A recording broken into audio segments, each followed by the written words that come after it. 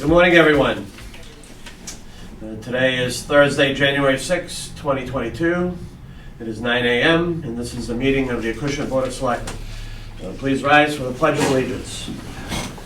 I pledge allegiance to the flag of the United States of America, and to the republic for which it stands, one nation, under God, indivisible, with liberty and justice for all. Thank you very much. Gentlemen, do I have a motion to open the meeting? So moved. Second. All in favor? Aye. Aye. We're going to just change the agenda slightly. We're going to start out with new business. On Zoom, I have Fire Chief Kevin Gallagher to discuss COVID testing protocol. As people in the town of Acushnet may not know, we've been offering testing to individuals on Tuesday mornings from 10 to 12 at the Council on Aging. This week, due to circumstances beyond our control and circumstances of, I guess you could call it society, the town of Acushnet was inundated with hundreds and hundreds of people trying to receive a test, which in turn affected the traffic flow in our town and the safety of the public. So to discuss the new protocol, I'd like to turn this over to Fire Chief, and then if my fellow select board members have any comments, I'd like to hear from them. Chief Gallagher. Thank you, Mr. Chairman. Thank you, members of the board. Mr. Chairman, you're spot on. Tuesday was the perfect storm for us. We have been processing 100 to 150 people on Tuesdays and slightly more on Saturdays at the Council on Aging. The situation was that demand far outpaced supply. And I don't necessarily mean our supply of tests, but the supply of testing sites.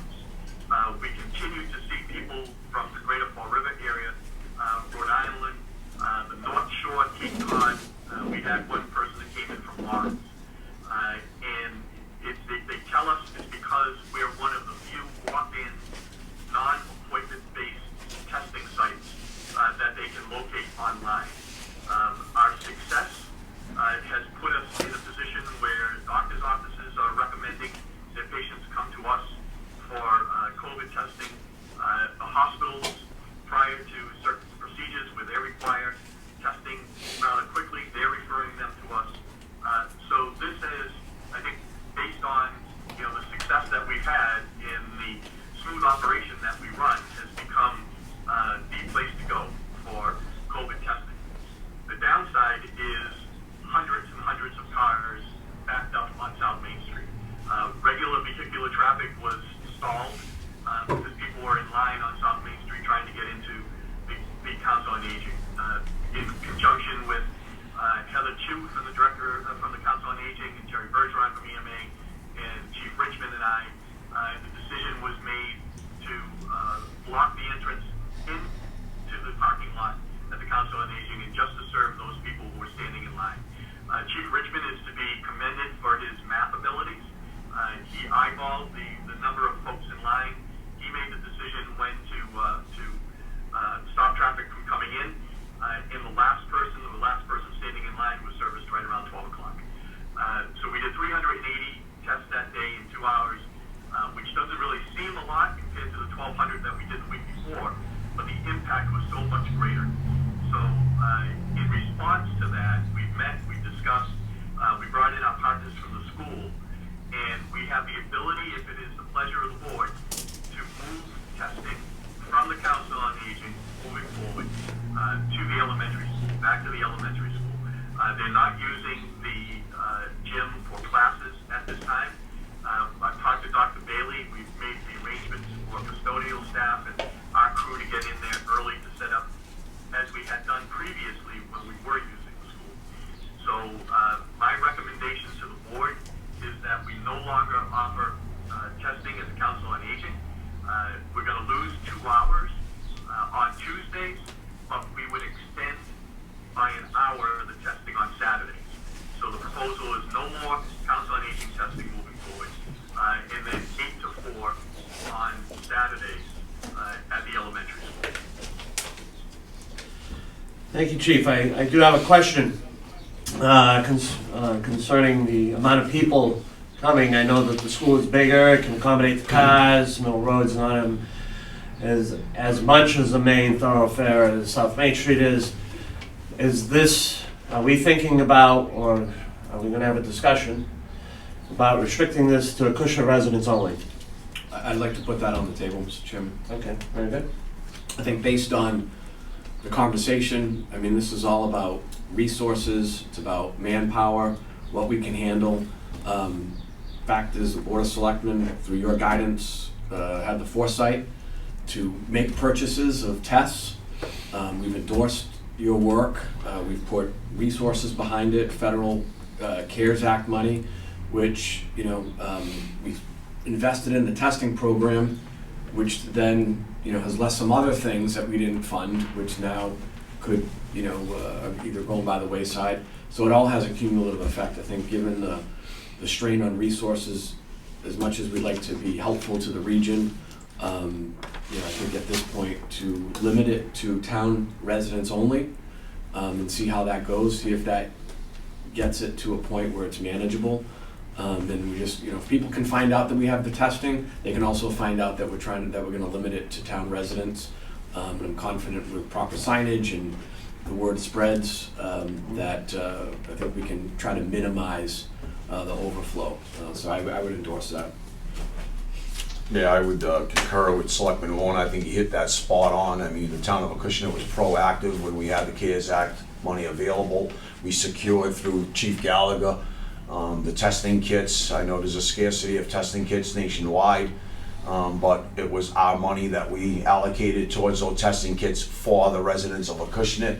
It's the Board of Selectmen's job first and foremost to protect and assure that we're doing the right for our constituency first.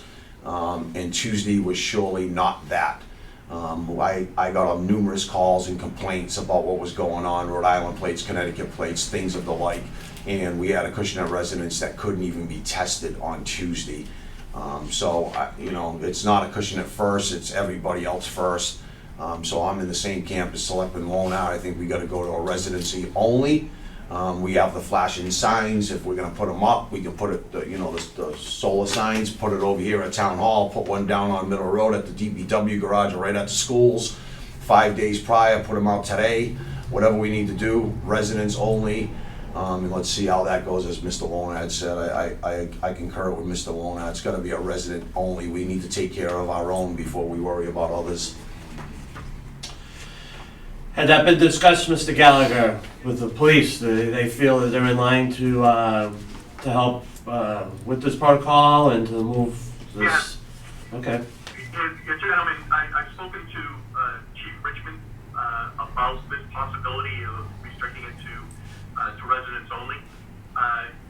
Obviously we have a vast array of people who are assisting us in this project.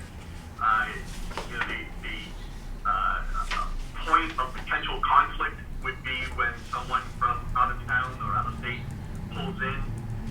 Someone is going to need to tell them that it is restricted to town residents, and we would prefer that person be an officer of the law. So Chief Richmond has told me that he will have resources available for the first couple of weeks to until dust settles on this change. So we're confident that we'll be able to pull this off safely.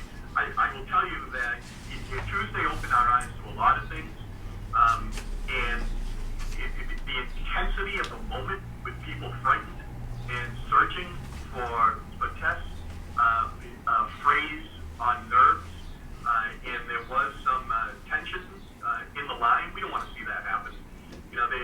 That's just silliness. So anything that we can do to avoid that would be greatly beneficial. Mr. Chairman. Yes, Mr. Chief Gallagher, I know you have a Facebook page for the fire department. I think that would be a good start with posting that residency clause only for COVID testing. Put that announcement right across the front page of whatever you got going on Facebook, so that word will get out there. Mr. Diaz, so Director Bergeron and I have talked this morning. He's ready to pull the trigger on all of the signs, the illuminated signs that he has in his possession over at EMA.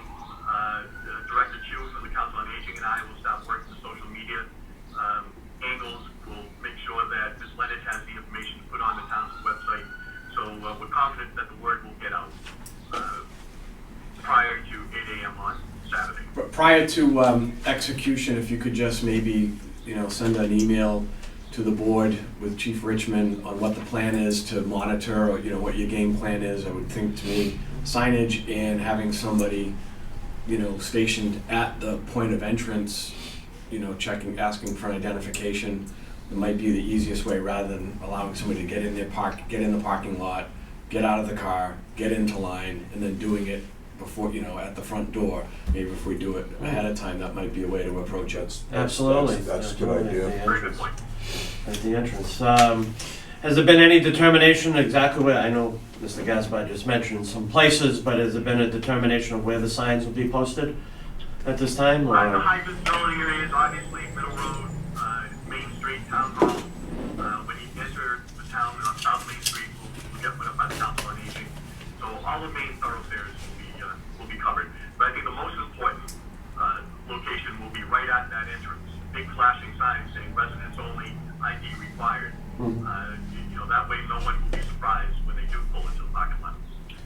If they pull into the parking lot. Separate aside from testing, this is just maybe, again, somewhat off topic, but, I think we have an Acushnet resident sticker for to use the recycling and bin like that. Again, once the dust settles, this might be an opportunity to advertise a program like that where people, get their Acushnet sticker. So for recycling, things of this nature, whether we end up doing a rabies clinic down the road, it just might make sense to have that on the vehicles. Down again, off topic, down the road, but that might be something we might want to consider down the road. So, Mr. Chairman, would you need a motion to approve testing on Saturdays at the school with an Acushnet resident only limitation? Yes, I would need a motion. So moved. Second. All in favor? Aye. Aye. Just before we break, I'd just like to thank, from the Board of Selectmen, the EMA, police, fire, council on aging, people, volunteers who have made, and every other employee or volunteer included, who has made this program a success for COVID testing. Mr. Chairman, if I may follow up on that, the troops are getting tired, to be honest with you. Tuesday was a pressure relief for a lot. It was a extremely stressful day. But I want to report to you that in 2021, your town departments performed just short of 10,000 tests, both PCRs and rapid tests. None of us saw this coming.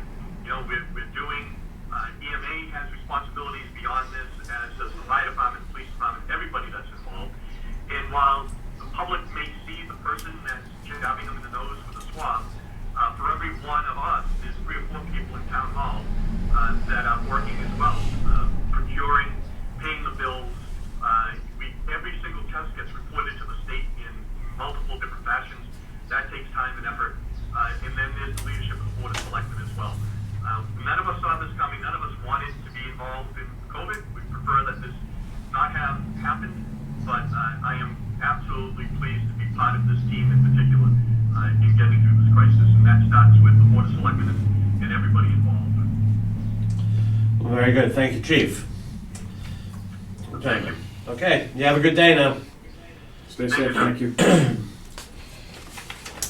Okay, moving ahead on the whole business. For the people out there who know that the town has lost, or the town administrator, as of December 31st, is no longer with the town. She moved on to Plainville, Mass. And over the course of the last couple of weeks, in the month of December, the select board had a number of different interviews with potential candidates for the interim town administrator position. And today we have with us Mr. Richard LaFond, who the board has decided to offer the job to.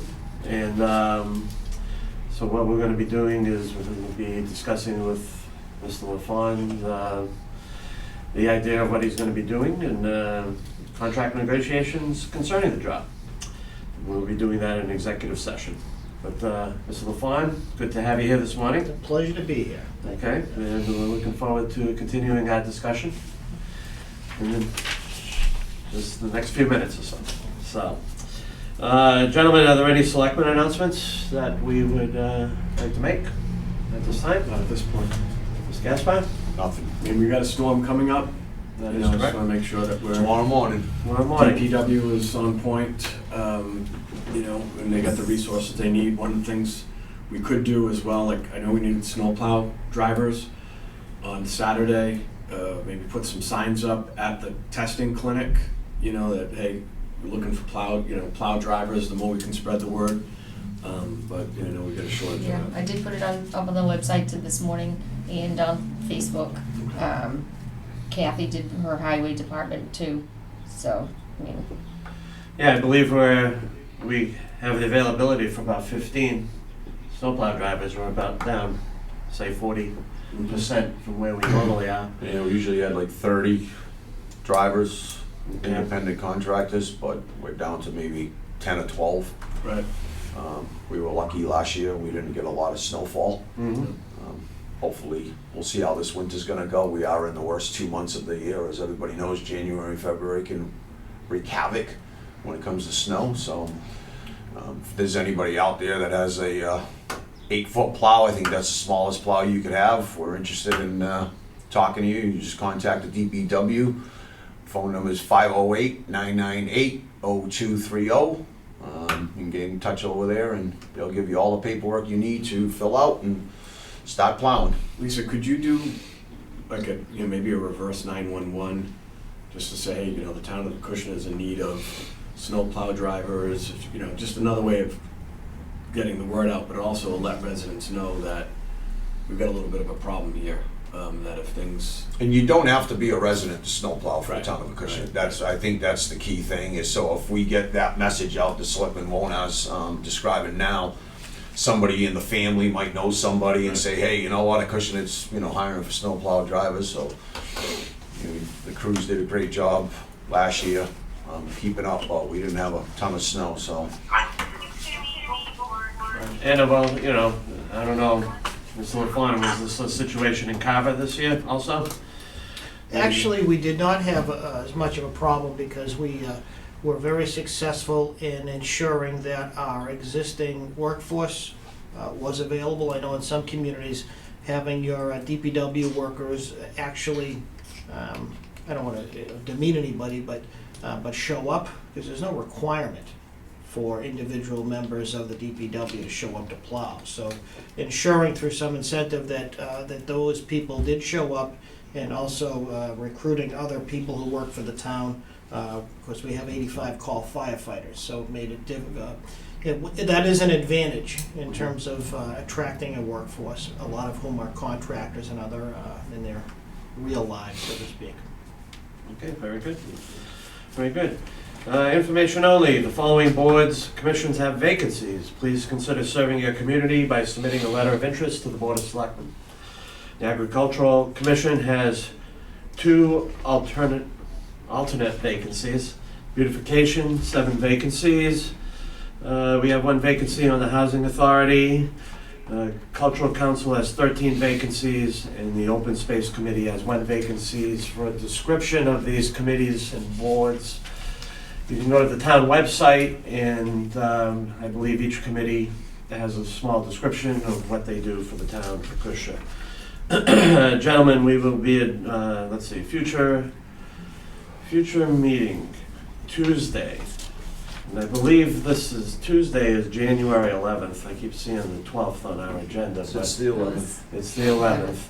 So our next meeting is just coming up shortly, next Tuesday, January 11th, at 4 p.m. Gentlemen, we're going to adjourn to executive session. Executive session under General Law, Chapter 30A, subsection 21A-2, to discuss strategy sessions in preparation for contract negotiations with non-union personnel, or to conduct negotiations with non-union personnel. Interim Town Administrator position, Richard LaFawn. Number 2, we're going to executive session under General Law, Chapter 30A, subsection 21A, 3, to discuss strategy with respect to litigation if an open meeting may have a detrimental effect on the litigating position of the public body and the chair so declares. Votes may be taken, Poor versus Town of Acushnet Workmen's Compensation.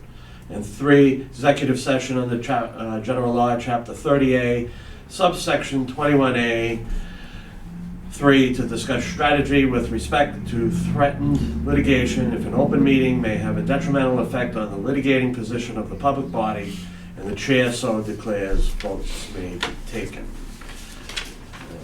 Gentlemen, just one quick question.